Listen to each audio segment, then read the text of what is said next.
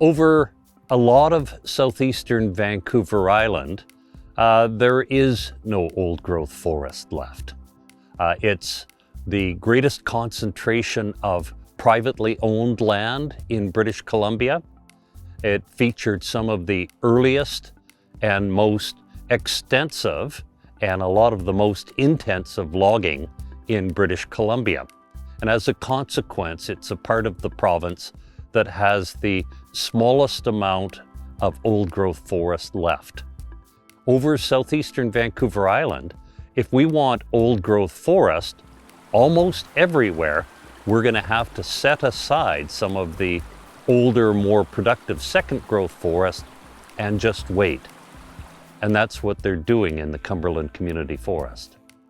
A couple of years ago, I was leading a foray and we found a mushroom that's called Kaufmann's Rootshank, Phaeocolybia kaufmannii, which I had only ever found in British Columbia, which anybody had only ever found in British Columbia in old growth forests. And I found it in the second growth forests of the Cumberland Community Forest. That's the only time, still to date, that Phaeocolybia kaufmannii has ever been found in second growth forest.